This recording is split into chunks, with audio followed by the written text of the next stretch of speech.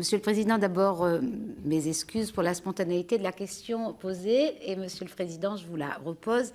On parle souvent donc du fonds Barnier avec les catastrophes et personne ne sait comment il faut mobiliser ces fonds.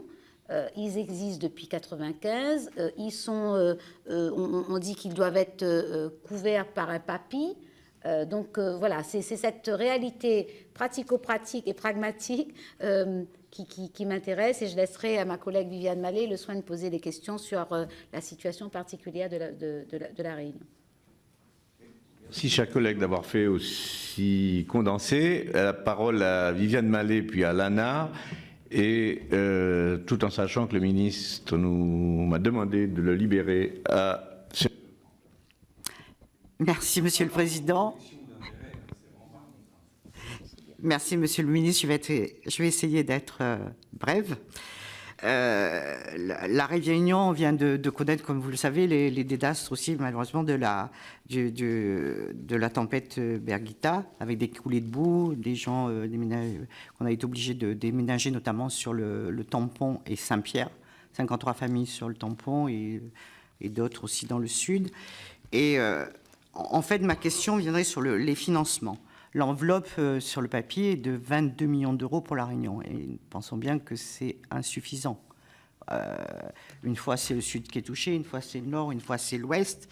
Et les ouvrages et les projets acceptés par les services de l'État dans le cadre des dossiers d'autorisation et de prise en charge dans le cadre des financements nationaux sont majoritairement et quasi nécessairement dimensionnés sur une récurrence centenaire.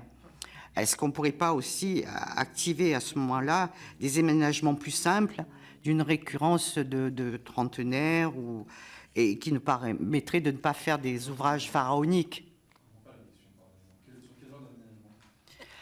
Sur l'endiguement des ravines, des radiers, la suppression des radiers. Je pense que c'est le fonds. Il y a un fonds européen que les régions, oui. que la région mobilise, et il nous reste un peu moins de 22 millions, pour la Réunion. Principalement sur l'endiguement. Sur l'endiguement, oui. Ouais. Voilà. Et après, Monsieur le Ministre, vous avez parlé aussi de simplification. Et je vois que nous avons énormément de sigles. Alors, on commence par le SDAGE, le PGRI, le PPRN, le TRI, le SLGRI. Ne serait pas-il plus efficace pour plus d'efficacité d'améliorer ces sigles ou de les regrouper dans un seul plan? Après, j'ai une autre question sur les PLU. Alors, les PLU sont à charge des mairies, c'est vrai, mais c'est aussi des plans de prévention des risques qui sont élaborés, qui sont très techniques. Mais par rapport à la prévention et avec la population qui souvent ne comprend pas ces plans, est-ce qu'on ne pourrait pas associer les non-initiés à ces plans pour plus de compréhension et pour qu'il y ait moins de risques?